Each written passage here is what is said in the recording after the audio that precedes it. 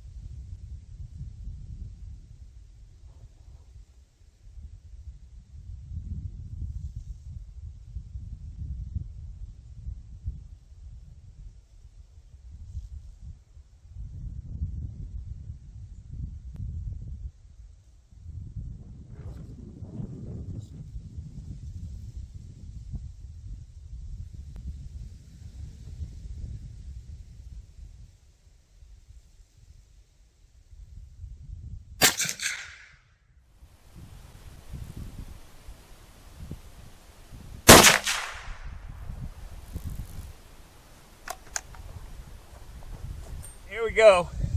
As you can see, the results and the difference between shooting on a field pod tripod, full rest kind of setup, compared to just a tripod where you're just up at the top, is a huge difference.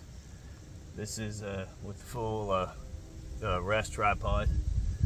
Good group at 100 yards, 45-70, and then we had up on the other. As you can see, we're still, if you're doing a hunt, 100 yards, I mean, yeah, you're still going to hit the shoulder, but that's not great. I would say if you're going to get one of those types of setups, a tripod, I would get the kind that actually can support the weight of the rifle, where you can actually lock it in on it, so you don't even have to hold that tripod. Hold the rifle there, it'll actually be on its own, so you can sit there, because this thing was just, like I said, I was just constantly wobbling all over. But there you go. If you're wondering what the difference was between shooting with a rest kind of tripod and then a regular tripod just with a single point connection, there's your difference right there. 100 yards, 45-70. Thor's hammer.